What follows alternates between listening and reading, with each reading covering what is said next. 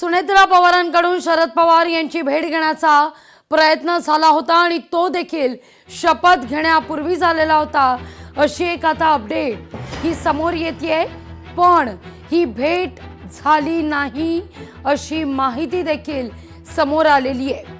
भेटी करता फोन केलेला होता, मात्र पवार यांच्या कुटुंबियांकडून प्रतिसाद मिळाला नाही असं वृत्त समोर आलेलं आहे। या सगळ्याविषयी अधिक माहिती घेऊया आपल्या प्रतिनिधी मीनाक्षी म्हात्रे यांच्याकडून। मीनाक्षी, जे कानावर येत आहे त्यात कितपत तथ्य आहे? लागवी निश्चितच सुनेत्रा पवार यांचा उपमुख्यमंत्री पदासाठी शपथविधी पार पडल्यानंतर अनेक गोष्टी ज्या आहेत त्या बाहेर येताना पाहायला मिळतात। सुरुवातीला विलीनीकरणाचा मुद्दा आता मागे राहत असताना एक नवीन माहिती समोर आलेली आहे, ती म्हणजे शपथविधी पूर्वी सुनेत्रा पवार यांनी शरद पवार यांच्या भेटीसाठी जे आहे ते बारामतीतल्या मात्र गोविंद बागमध्ये कॉल केला होता, मात्र तिथे कोणत्याही प्रकारची प्रतिक्रिया त्यांना दिली नाही आणि त्यानंतर सुनेत्रा पवार या सहयोग सोसायटीमधला जय पवारांसोबत आपल्या गाडीतून मुंबईसाठी रवाना झाल्या। मात्र तिथे आपण पाहतोय की त्यांनी गोविंद बागेमध्ये जो कॉल केला होता तो मात्र पवार कुटुंबातली वरिष्ठ व्यक्ती आहेत त्यांनी कॉल उचलला होता, पण मात्र कोणत्याही प्रकारची प्रतिक्रिया त्या ठिकाणी देण्यात आली नाही। मात्र ही भेट जी आहे शरद पवारांची त्या ठिकाणी झाली नाही आणि त्यामुळे सुनेत्रा पवार या मुंबईला निघून आल्या। मात्र त्याच दिवशी आपण पाहतोय ज्या दिवशी शपथविधी सोहळा पार पडला सुनेत्रा पवार यांचा मुंबईमध्ये, त्याच दिवशी सकाळी शरद पवार यांनी देखील पत्रकार परिषद घेतली होती आणि पत्रकार परिषदमध्ये आपल्याला शपथविधी संदर्भामध्ये माहिती नसल्याचं देखील त्यांनी स्पष्टपणे उल्लेख केला होता।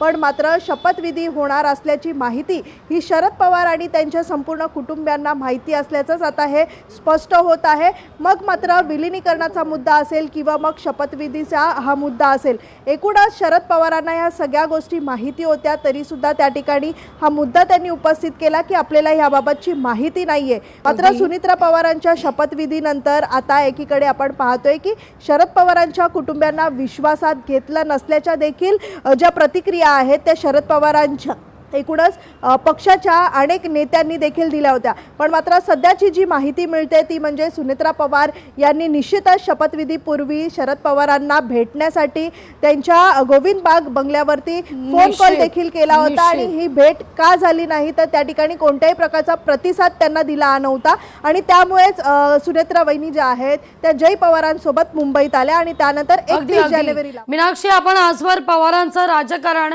हे पाहत आलोय। ज्यावेळी पवार म्हणतात की होय एखादी गोष्ट आपल्याला ठाऊक आहे त्याविषयी मात्र मागे अनेक घडामोडी घडलेल्या असतात, तसं घडत नसतं जे पवारांनी माध्यमांना सांगितलेलं असतं। त्यामुळे पवारांचं राजकारण महाराष्ट्राकरता आजवर सर्वश्रुत आहे।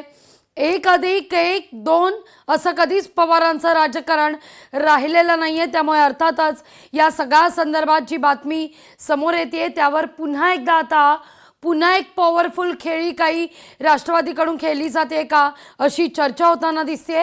तुर्तास धन्यवाद मीनाक्षी।